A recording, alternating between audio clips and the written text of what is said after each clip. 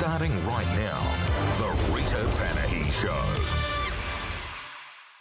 Good evening and welcome to the Rita Panahi Show. Coming up tonight, One Nation overtakes Labor to become the most popular political party in Australia again. Daniel Wild will join me to discuss the day's top headlines.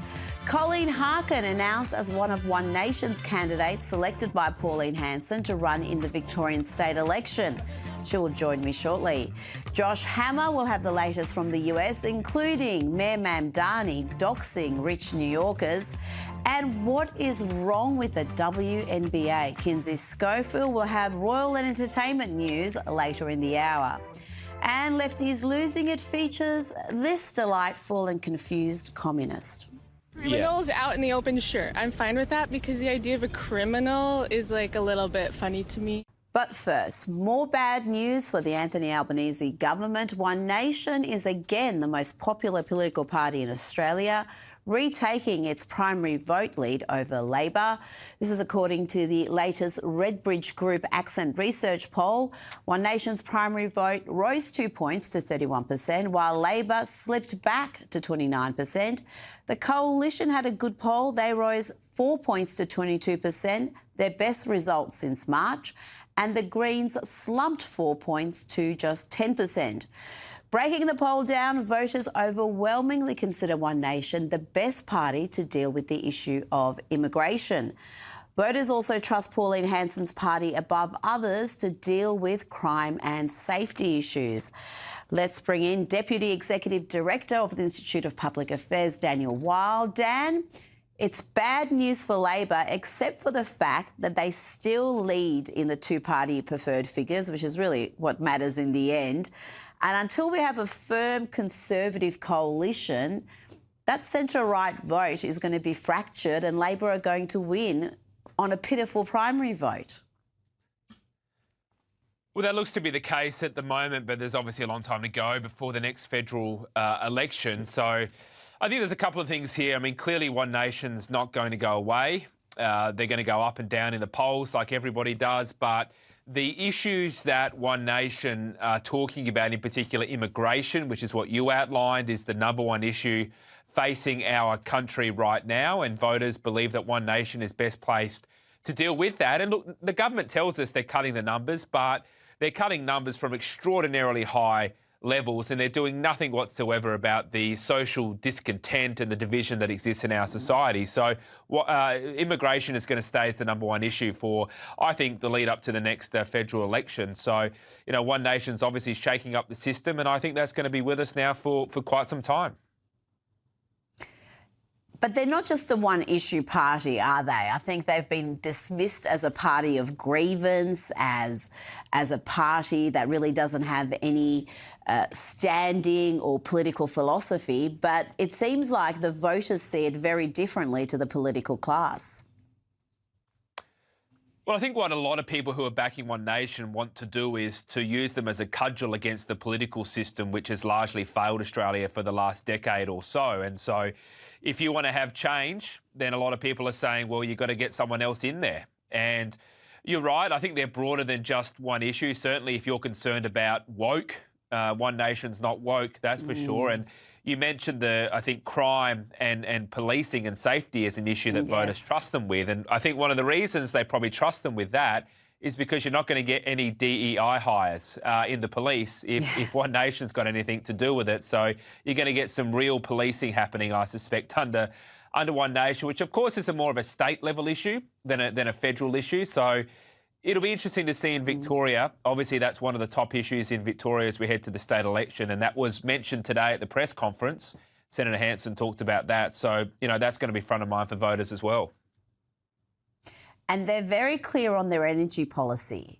Labor's clear on their energy policy, and so is One Nation. I would argue it's the coalition that seems a little bit confused, where they have walked away from net zero, but they're still signed up to Paris. They're still talking about emissions, and they're not really clear on the fact that we need to get back to providing cheap, reliable forms of energy for Australians rather than destroying the countryside with solar panels and wind turbines. Now let's talk about the ABC. They're facing even more criticism for the disgusting fantasy filth they broadcast about raping and murdering Gina Rinehart. That's what it was. Health Minister Mark Butler branded the segment on the Race Around the World program revolting. And Australian swimming legend Dawn Fraser has taken aim at the Prime Minister for staying silent on the video. Dawn Fraser wrote, "I am sick to my stomach to think we have a government-funded network, ABC, showing vile pieces to air about one of Australia's greatest supporters, Gina Rinehart, and our vile Prime Minister has not come out and condemned the content.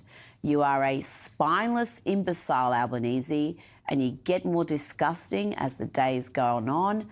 To let this vile crap on ABC go to air and not come out and say anything against it shows the insipid little degenerate you are." Dan, she did not mince her words there. She was very clear. And I've got to say, I think a lot of Australians would agree with her. I personally have a very high tolerance for dark humour. But humour has to be funny. If you're not funny, and that material was not remotely funny or clever, it was grotesque trash, a sick, violent fantasy, and there's really no defence of it. There is absolutely no defence of it. You're right, there is no defence at all, and I think really the ABC has done itself in here, and in a way them publishing this shows their true colours, you know, and the fact that they're not willing to apologise and correct the record on it, it just further reinforces that it's a biased organisation. I mean, I'm in favour of free speech, and that also means that we're free to criticise the ABC. Point number one. Point number two is that it's a public broadcaster. It is funded by every single Australian taxpayer, and so therefore it's held to a different standard as a public broadcaster. There's no way this should have gone to air. But like I say, this is only going to further damage and erode the ABC's already low levels of trust and credibility. We all know about the political bias in their reporting in their news segments as it relates to key issues, but you know clearly they've got an agenda. And don't forget, look, this is taking place in the context of an increase in left-wing violence across the world. We saw the the murder of Charlie Kirk, the attempts on Donald Trump's lives. And I'm not trying to exaggerate this. I'm not trying to say the ABC is calling for that. I don't want to be misheard here. But you have to be aware of the broader context that this is taking place. And we have seen an escalation in left-wing violence across the world. This kind of stuff from the ABC is just totally out of line with Australian expectations. How it ever managed to make it to air without anybody, at least one writer, producer, performer, somebody taking issue with the material is remarkable in itself and just shows you what sort of an echo chamber exists there, because this wasn't live TV. This wasn't something off colour that was said on live TV. This was a produced segment. Now, Australia has entered a fourth straight month of falling house prices. National home prices dipped by 0.3% in July, with Sydney and Melbourne suffering the most, according to the latest data from PropTrack. In Sydney, home values are now 4% off their peak, while Melbourne is down by 4.4%. And according to the expert analysis, the price drop has been caused by a combination of the budget's negative gearing and CGT changes, high interest rates and falling confidence, Dan. That's bad news, and I think it's particularly grim for Melbourne, which has had around 7 years of practically no growth, whilst other capital cities were powering ahead. So for Melbourne to continue to drop in that climate is really quite grim news for homeowners. For most Australians, their home is their biggest asset, and the values dropping is not good news. Yeah, this can become a pretty big problem in the sense of if prices keep going down. I mean, this is true of any asset. If prices keep going down, people aren't going to invest in it because they don't know where the bottom is, and so it becomes a self-fulfilling prophecy, which is, I think, what you've seen in Melbourne, although Melbourne is a special case of economic decline in Australia. I don't think prices coming down a bit is necessarily a bad thing. I mean, we've seen crazy price increases over the last couple of decades, particularly in Sydney, and it's spread everywhere now. But what you want to see is sort of a steady increase to house prices maybe 2, 3, 4% per year, but you want wages to be keeping up with that. The problem is that house prices have grown way faster than wages, so young people can't get into the market. So that's a genuine issue. But as you've rightly identified, when you have this combination of factors, that really signals a lack of confidence in the economy. So, this could spell problems, bigger problems for the country if they keep going backwards at this rate. And you've got people who've borrowed enormous amounts to enter the property market, perhaps taken advantage of the Albanese government's 5% deposit scheme, and now their asset is worth less than what they owe the bank. I mean, that is just a disastrous situation for people. Before you go, I have to talk to you about this First Nations ambassador. The Albanese government has finally unveiled a written strategy for this role. The strategy outlines 4 main aims for Justin Mohammed, including deepening Australia's partnership in the Pacific, elevating First Nations rights, diplomacy and interests globally, expanding First Nations trade and investment, and strengthening DFAT's capability to promote First Nations perspectives internationally. And that final goal, there's also a goal, cultural safety, which according to a DFAT guidance note includes ensuring that any engagement is free from unconscious bias, racism and discrimination, and that it supports the autonomy and dignity of First Nations communities. Dan, kindly unpack all that for me and the audience.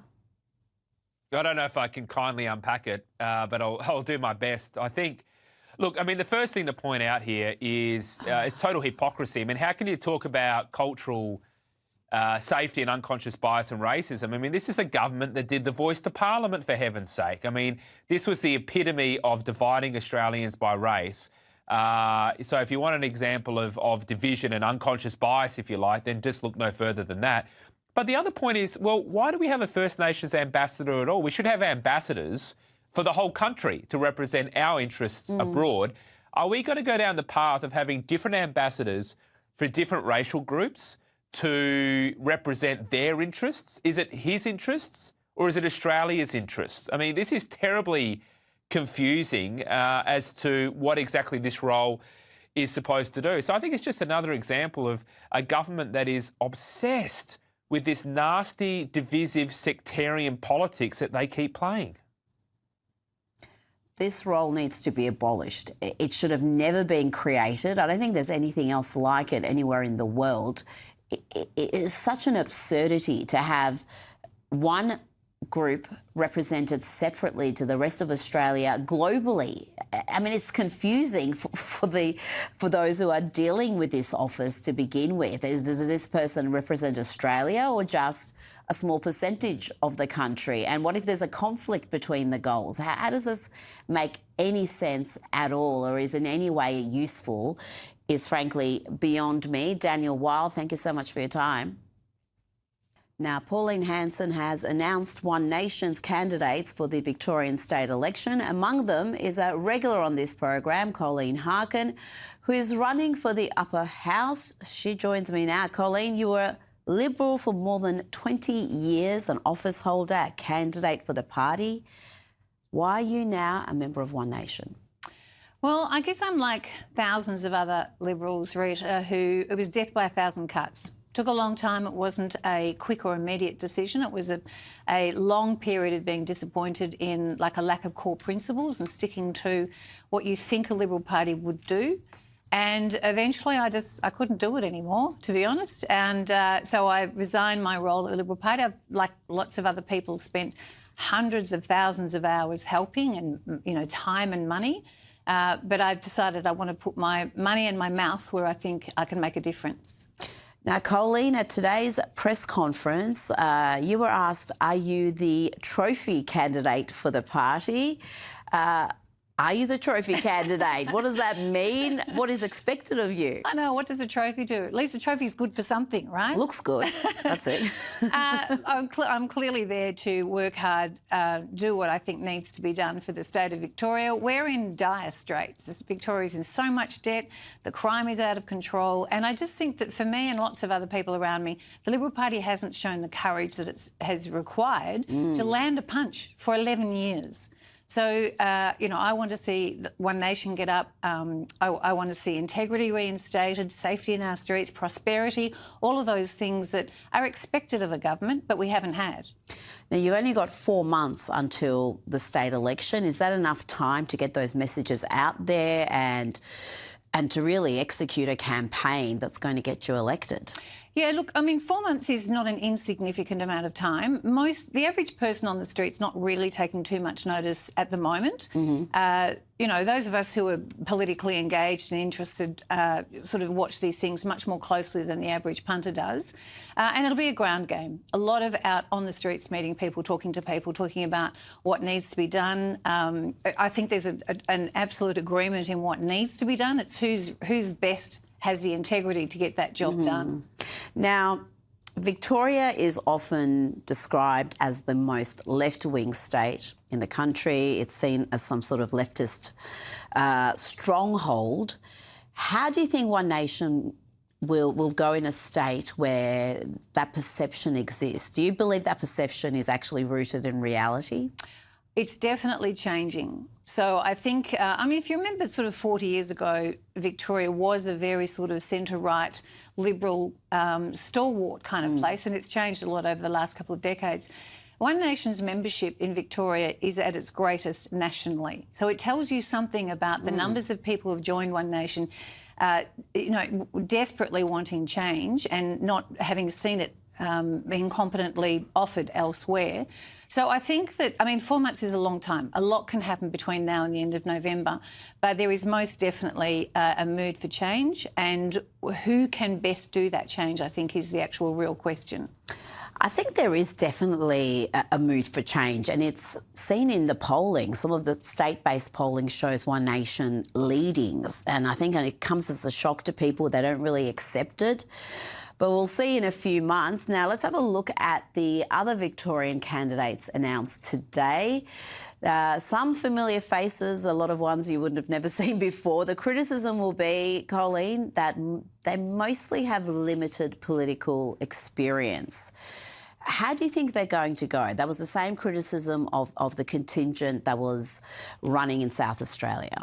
Look, I think the real issue here is integrity. Because if you have your core principles cemented in the ground, when it comes to making decisions for the rest of the community, people know what you will do and they understand, and there's no surprises. And if you look at the coalition, they don't have a lot of experience either, if you want to compare apples with apples. And if they were to actually get it back into government, there's only 5 of them who have ever had ministerial experience. So, that argument doesn't sort of really wash to me. The real issue is, what are you standing for, and will you put the pegs in the ground, and so that people know what they're going to get? Now, we're only 4 months out. Do you see a coalition forming, a preference deal or some loose coalition with the Liberal Nats? Because the danger is One Nation running strongly is just going to fracture that centre-right vote, and Labor will be re-elected. Well, it's way above my pay grade, and since I don't get paid at all. There is the chance that One Nation could win this by themselves. I don't think a coalition is in the offing at all, from either party, to be honest. I don't think either party are looking at that. And One Nation could do it by itself. If we had a first-past-the-post system, like most of the world, I would be on board with that. But given we do have this preferential system, surely you need to have some sort of an agreement in place with the Libs if you want to keep Labor out. Do you feel like the Libs are just too reluctant in this state, given they are small L Libs, to form any sort of a meaningful partnership with One Nation? And I'm not privy to internal conversations at the moment, but I would have thought that the Liberal Party would be very concerned at the moment, rightly so, and I think that they would want to keep the, and it is a facade at the moment about their chances of winning. Yes. So they want to not be seen to be at all, have any kind of Achilles heel that they need to be protecting. And they do have those weaknesses, and they will come out in the next few months. So it remains to be seen. And they are spooked right now by Labor as well as One Nation, because Labor do have a new leader who is not loathed like his predecessor, and it's going to be a real challenge for the Libs. Colleen Harkin will be watching. Thank you so much for your time. Still to come, lefties losing it, and the latest from the US, including Mayor Zoran Mamdani doxing rich New Yorkers. Josh Hammer is up next.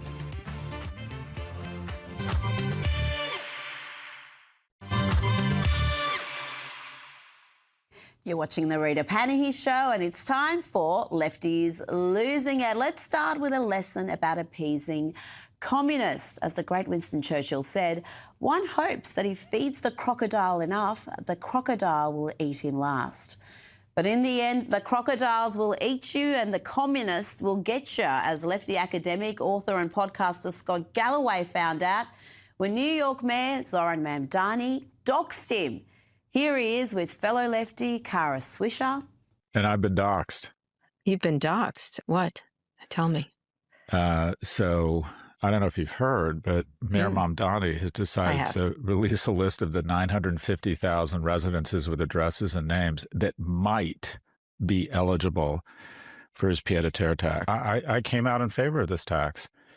This is the definition. He's taken a legitimate source of tax revenue and he's turning it into a wanted poster. And the question I would have is, other than trying to identify and imply these people have done something wrong, and then 18 months after a healthcare CEO was executed in the street and then published the list, what is the upside here? Why is he doing this? Why is he doing this, Scott? Because he's a dirty communist, that's why. Now watch these two useful idiots of the hard left be shocked, utterly shocked by the communist war against success and achievement. New York is the last place you want to demonize success. Yeah, the reason people move to New York is they think, I want to be successful on Broadway. I want to be successful in business. I want to be successful in the arts. And no one's going to get in my if I'm really talented and work hard. We're going to celebrate it. We're not going to put a big R on your door and say you've done something wrong because you're successful. Yeah, I don't know quite why he did it since he got the tax. The tax was going through. He's seeing some polling where it's not.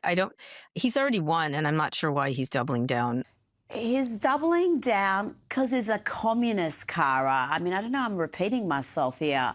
These silly, tedious, riddled nincompoops just don't get it.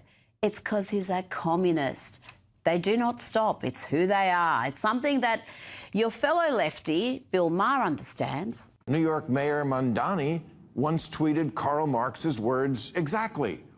They're not trying to hide it. Their most popular influencer, Hassan Piker, thinks communism is so groovy. He laments the fall of the two of the most murderous regimes in history, the Soviet Union and Chairman Mao's China. Mamdani's aide, his top aide, Sia Weaver, said if you don't believe in the government's sacred right to seize property, it's over, and impoverish the white middle class. What? That's a goal? Yep, commies are gonna commie. It's all they know. They seize, they degrade, they destroy, and they cause untold suffering in the process. New soon-to-be Democratic Congresspeople, Darlisia Chevalier, supports seizing all properties from landlords and said seize the means of production. Mamdani has said the end goal is seizing the means of production. I think they want to seize the means of production. Now, maybe you missed that in school or missed school altogether, but that's communism.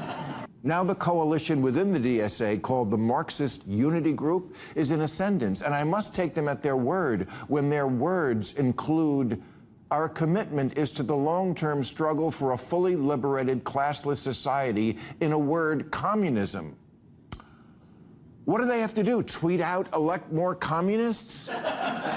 Oh yeah, Sia Weaver did that. Yes. Good, I'm glad you're shocked. Don't you love the audience gasping in shock? Have they not been paying attention? And I've just noticed Scott Galloway was there sitting on the panel. Perhaps that was before Mamdani doxed him.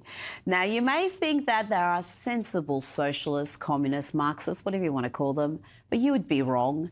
Even when they are well-spoken and seem so agreeable, their ideas are poison.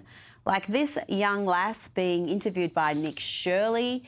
When people show you who they are, believe them. I think I'm pretty pro-communism. I'm pro making things accessible. I'm pretty pro getting rid of prisons. How can you like to get rid of prisons? Well, like the system of criminality is a very strange way to interact with, like, I guess humanity in general, and like things that as a species we're not interested in, like perpetuating. I think it's kind of backwards. And so I'm not certain what prisons are actually doing for our society. Would you like to have criminals out in the open? Well, do I want criminals out in the open? Sure, I'm fine with that because the idea of a criminal is like a little bit funny to me. Let's just say somebody who has raped a woman. Totally. Would you like them to be out in the street? I think my answer is yes, even though that's a challenging answer to say. Yep, their ideas are pure poison. That young woman is so brainwashed by that lunacy that she wants rapists and murderers to roam free. Now to an exchange between CNN propagandist and Fauci fangirl Dana Bash and Secretary of Health Robert F. Kennedy Jr. Enjoy. Out there in science, You're repeating and it it is like a parrot. You're repeating So are it you. like a parrot.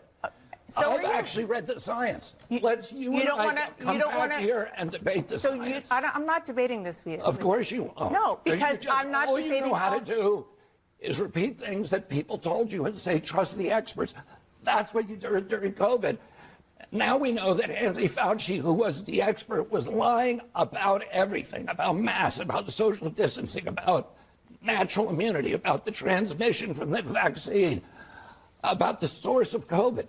He was lying, and you were punishing people for not trusting the experts. And now you're rolling out the experts again to talk about something that you have no personal knowledge of. Okay, well, guess what?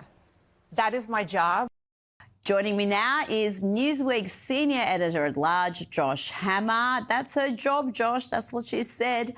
That whole interview was fantastic viewing, but I don't think anyone in CNN, NBC, ABC, any of them, I don't think they've learned any lessons from the COVID era. Well, I think that whole exchange, Rita, that we just saw between Dana Bash and Secretary Kennedy really says all I need to know. I mean, Dana Bash, far from having any moment of possible introspection, far from having any moment of possibly saying, mea culpa, my bad. You know, maybe we at CNN during the fiery but mostly peaceful protests, after all, that was a CNN Chiron, lest we forget. Back during those days, she might have said, we were misleading the people and we were shaming them for not getting the jab or not doing the masking or this or that. No, they're tripling down. Listen, I watched the entire Anthony Fauci hearing in the Senate here in the United States last Wednesday. Frankly, I don't really know why he did, because he gave the same answer 111 times. But the Democrats sitting there on the dais were fading him. They were lauding him. They've learned nothing. You know, frankly, Rita, it reminds me of that old quote about the Bourbons of France, how they have learned nothing and how they are proud of it, because the Democrats have learned nothing. The public health authorities I fear gravely, frankly, have learned nothing. And ultimately, that right there is why I am personally animated about this topic, because listen, there's a very good possibility there's going to be another pandemic or a scamdemic, but some sort of would be your actual pandemic in my lifetime, in our lifetime. And ultimately, if you don't learn any of the right lessons, and above all, if there's no accountability, if there's no justice for those who repeatedly got it wrong, then I fear it's just going to happen all over again. So that is personally what I am most concerned about. Yeah. Anthony Fauci is a sad, pathetic, sniffling old man. I hope that he gets prosecuted. I hope he ends up in jail. But my biggest concern, frankly, is about what happens in the United States and the Western world during the next pandemic, because it seems like we've learned absolutely nothing, frankly. Same applies right here in this country. As you know, we went particularly mad, 6 lockdowns in Melbourne, and I don't think we've taken any lessons. We've just memory holded. We forgot how crazy we were during that time. Now, I want to take you back to 2022, and Fauci back then claimed that he had nothing to hide. He was proud of his record and he would relish the opportunity to answer questions about the decisions he made. Republican investigations if they take over the House and or the Senate?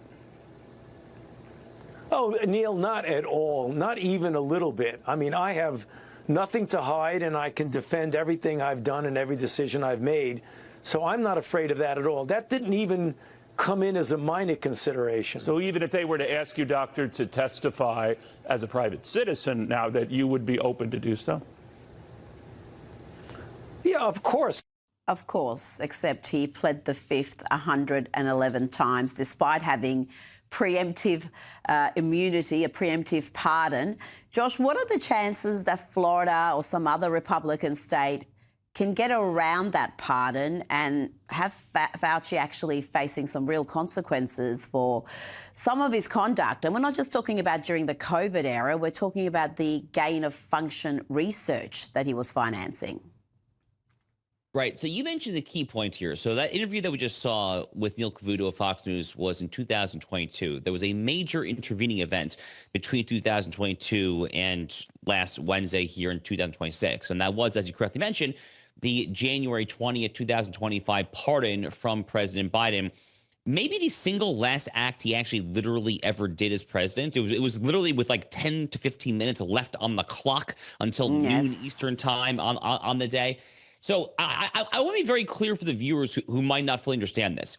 Anthony Fauci, before Rand Paul and the senators last Wednesday, could have said, Senator, I tore up classified documents. Senator, I perjured myself. Senator, I committed treason. He could have said, I committed every federal crime in the book over the course of the 10 or 11 years that the Biden pardon covered, and he can't be touched. I mean, he and his lawyerly mafia, his entourage, might have well just played MC Hammer can't touch this, because he could literally say in open air, I did this, and you can't touch this. But the fact that he didn't do that, the fact that he felt compelled to plead the fifth, shows that his lawyers were just so scared that this guy just can't tell the truth, because he's just going to perjure himself over and over and over again. So the whole thing is absolutely crazy.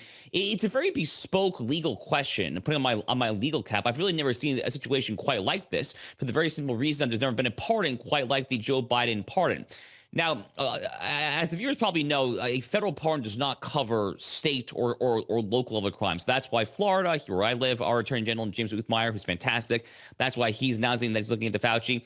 Listen, the problem, Rita, is that even a lot of these state crimes have statutes of limitations. We're talking here at this point already about 5-6 years ago, depending on the relevant underlying conduct.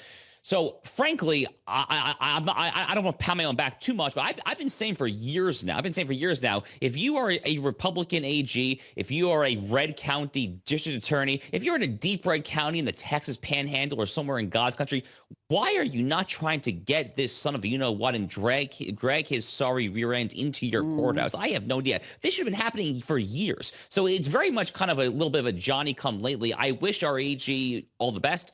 I hope he gets justice there, but I don't want to mislead the viewers. I'm not going to guarantee anything at this point. I hope it happens. I do think that Congress will probably vote to hold him in contempt of Congress, so at least I suppose there's that. We'll see what the grand jury does there as well, though. Now, just finally on this, you wrote about the Fauci diaries and his performance at the Senate hearing in the New York Post. You moved to Florida in 2021 because of the way Governor Ron DeSantis was handling this crisis. You wrote that DeSantis acted in heroic fashion during the pandemic. You said, at a time when white coat tyranny raged and most Americans deferred to those who spoke in the name of science, DeSantis did the reading himself and concluded that dissenters from groupthink orthodoxy, such as the Great Barrington Declaration authors Jay Bhattacharya and Martin Kulldorff, were right. COVID-19 did not necessitate the draconian policy responses demanded by the biomedical clerisy. And I want to play you a little clip from that period that really illustrates how honest and courageous DeSantis was. You do not have to wear those masks. I mean, please take them off. Honestly, it's not doing anything, and we got to stop with this COVID theater. So if you want to wear it, fine, but this is ridiculous. He was sick of the COVID theatre, Josh, and he said it out loud. Yeah, Rita, listen, he's the greatest governor of my lifetime. He's less in the headlines these days because it's towards the end of his tenure and so forth. But Ron DeSantis really is overall the greatest governor of my entire adult lifetime. And COVID was really his absolute moment. I think it's worth noting that not only did he literally do the reading, I want to emphasize this. Ron DeSantis actually personally did the reading himself. Like, he actually, in the governor's mansion, was pouring through the literature, looking at the footnotes, the cross citations. He actually concluded on his own merits that the dissenters from this groupthink were actually correct. And on the actual empirical data, Florida ended up coming in well above average when it came to age-adjusted COVID deaths. There were a lot of blue states like New York and New Jersey that had massive lockdowns that actually fared a lot worse when it came to age-adjusted COVID deaths. But Florida also was the big winner when it came to population transfer in the United States. There were more Americans moving to Florida than any other state in the country. DeSantis also, due to his COVID leadership, single-handedly, I would argue, single-handedly transformed Florida from what was once the iconic swing state, the state that decided the 2000 election by 537 votes to Bush over Gore. He turned that into a red state bastion, won re-election by 19.4 points. Our legislature in Tallahassee is now a Republican supermajority in both legislatures, the state house and the state senate. So the whole map has just been totally transformed there. And most importantly, he was right on the science. He had the courage there. There were other governors too, but DeSantis really stood head and shoulders above others. He deserves to this day a lot of credit for that.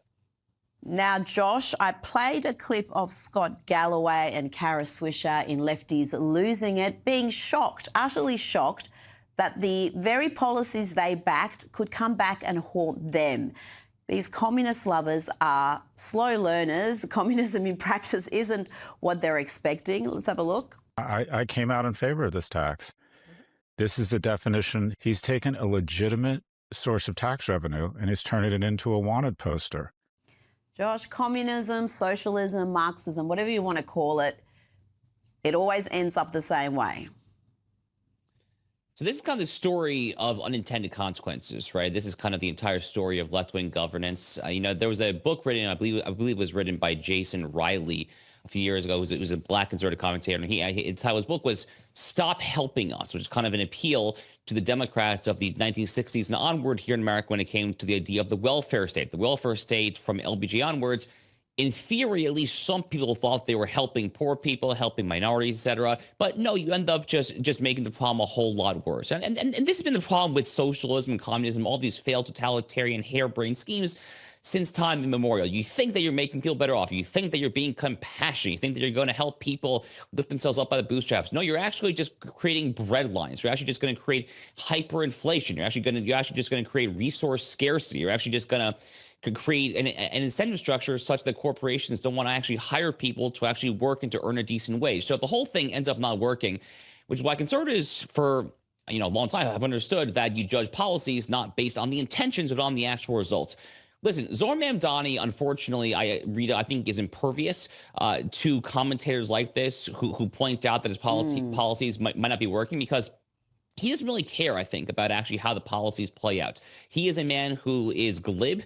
He is very charismatic. He's very good on camera. He is very well-spoken. And he has a base of supporters who, unfortunately, don't really care, actually. I really fear that his supporters don't actually care about how his policies actually end up because they see a guy who is speaking the language of Barack Obama, Hope and Change, 2008, but the program's been a little bit updated for this new, not-so-great DSA era in the year 2026. So they see someone who walks and talks and acts and so forth as if he is of, by, and for the people. The policies, unfortunately, be damned. It's a very, very scary place to be. That's not how I've overcome this, to put it mildly. But unfortunately, I think that's just the reality of living in the internet age, especially in a blue jurisdiction like New York City. It's quite sad, actually. Now, before you go, you've been keeping a close eye on what's happening in Spain and its territories, and you argue that Spain's border invasion is America's wake-up call. What do you mean by that? Yeah, so these images out of Ceuta in Spain are absolutely galling. But there was one particular video clip that I saw over the past week that really stood out. And it's this clip of these Spanish immigration authorities literally just holding the gate open. Like they're standing there just holding open, letting, now we know, tens of thousands of Moroccans just flood in. And I couldn't but think of the Biden-Harris regime and how they let in at least 8 to 10 million unvetted illegal aliens over the course of their 4 years. And now you have, in the era of Mamdani, as you're talking about, you have these DSA socialists who are actually going much further than the Biden-Harris rhetoric. They don't believe in ICE. They don't believe in borders. They believe in John Lennon Imagine and pixie dust and unicorn farts and no nations, no religions, just kumbaya, pass the peace pipe, baby. So I see this happening over in Spain, Morocco. And this is, I'm not fear-mongering. This is actually what it will look like on the U.S. southern border if you get, God forbid, a President Alexandria Ocasio-Cortez or some lunatic like that come January 2029. So I'm not fear-mongering, Rita. Those actually really are the stakes when it comes to border protection here in the United States. Well, you've got to listen to what they say. They say they want this. They want to have no borders. They want to usher in an age of communism. They have used that word themselves. So you've got to listen to people when they tell you what their intentions are. Josh Hammer, thank you so much for your time tonight. Thank you. Appreciate it. And still to come, what is wrong with the WNBA? Kinsey Schofield joins me next.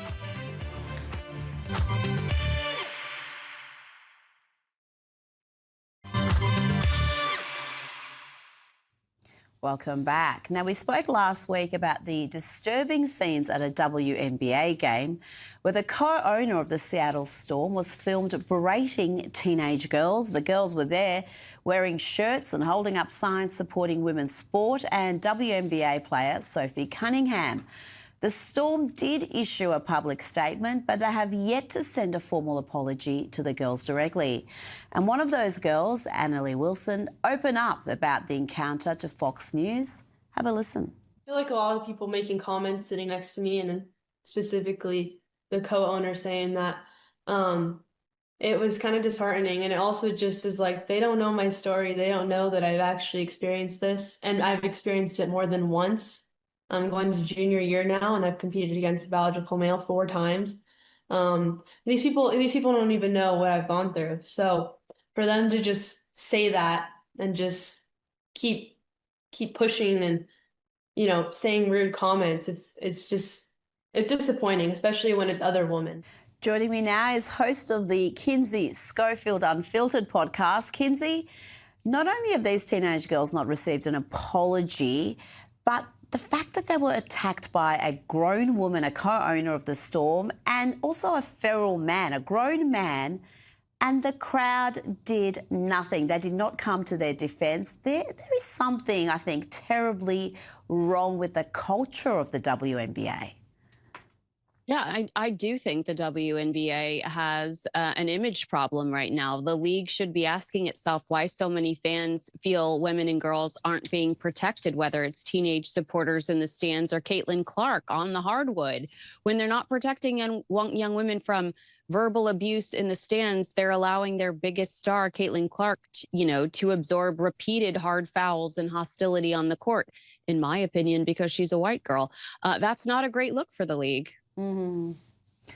And I'm glad that Harry Potter author and women's rights advocate J.K. Rowling has weighed into this issue. She tweeted, "These young women are heroines. They're peacefully protesting against the grotesque unfairness of men playing in women's sport.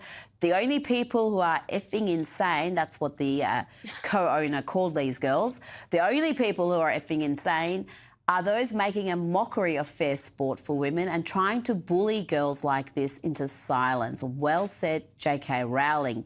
Now let's talk about Ariana Grande. She's taking a step back from the public eye and has dropped out of her next project amid growing concerns over her health.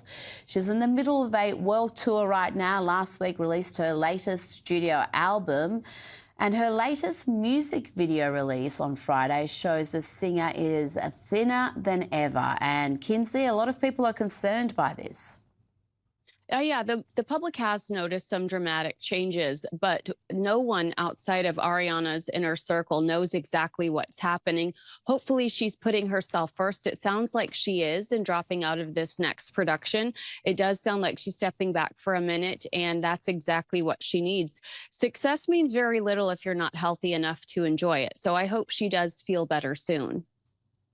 Now to the royals. Prince William and Princess Kate have been photographed at the Commonwealth Games with their children. They were there watching the netball semi-finals. Charlotte looked very interested in what's happening. She was asking her mum plenty of questions. George was copying his father's stance, leaning forward attentively watching the game. And Kinsey, my favourite royal of all time, Louis, well, he looked a little bit bored and was resting his head in his hands. I mean, I just wish we could make Louis king right now. That would make me a royalist, if we could have King Louis tomorrow. Yeah, no, he's absolutely precious. Forget the medal count. Prince Louis won the day. There was also a really cute picture of him proudly rocking a Welsh cycling bucket hat and, and reminding all of us why he's still the royals' biggest scene stealer. He even took some selfies with fans, which I think is hilarious. Will you never see Prince Archie do such a thing? But, to your point, George looks just like William. Every year he looks more and more like his father, his body language, and Charlotte inheriting Catherine's curiosity. It's one of the reasons people love this family, because these moments feel so authentic. Every parent recognizes at least one of those kids. Are they, something similar about those kids, and they're just so precious. And yet, he already knows, George, that he's going to be king one day. So growing up with that pressure is incredible, though they do seem like regular kids a lot of the time. Now, the Beckhams, they're the other royal family. Their family feud, there's been a bit of analysis of where it all started, Kinsey. I'm interested in your take, because the Daily Mail saying the first signs of a fracture began in September 2021 when Brooklyn and Nicola went to the Met Ball in New York. Victoria and David didn't like Nicola's post about the ball on social media. And from that point on, the Beckhams appeared to withhold social media approval of the couple. Did it start with something like this fickle, Kinsey? Was it over Instagram likes that father and son and mother and son have fallen out? I mean, does this not remind you of Harry writing in Spare that the Princess of Wales, Catherine, didn't want to share her lip gloss with Meghan Markle? And you're like, are we 5? Is this real life? I mean, Nicola is the second coming, a potential narcissist that thinks the world revolves around her, a woman who married a weak, privileged man who will live to regret his behavior towards his family. The countdown is on for their own Highgrove summit with Victoria and David, because the world has chosen a side, and it's not Brooklyn's, and they're going to have to break down and eat crow so that they can go back to work and win the world's approval, because they've behaved appallingly over the last few years. They have, and there seems to be, like Harry and Meghan, a lack of appreciation on why they're famous, why they live these privileged lives. They think they're just special or particularly talented. No, it's because of who your parents are that you are anybody, and anyone's taking any notice of your tantrum. And I think that's the great similarity between the couples. There's just this sense of entitlement they seem to have. And it's not going anywhere, unfortunately. I mean, based on these reports, Nicola and Brooklyn had to share that with somebody who shared that with a reporter. If that were true, I wouldn't admit it, because I'd be embarrassed that I was so upset over something so petty and irrelevant. Nicola had to search through her likes to see if her mother-in-law liked it. And then she had to have a conversation with her husband about how her mother-in-law, who runs an empire, didn't take a second to sit down and like her Instagram post. And that is just like the vapid, shallow conversations that are happening around their estate in Los Angeles as Nicola's father continues to pay their bills. Yes, so trivial of all things. And you may be upset about it. You may think there's something passive-aggressive about withholding social media love. But to break up a family over it, Kinsey, that's what's remarkable, because this isn't just some little tiff. They're not speaking and they're feuding publicly with David and Victoria. And I think, again, that's another reason why people have taken David and Victoria's side, because they're coming out being conciliatory, wanting him to come back into the fold, and the other side is showing nothing but hostility. Kinsey Schofield, always a pleasure. Thank you so much for your time. And that's all the time we have. Don't go anywhere. Newsnight is up next.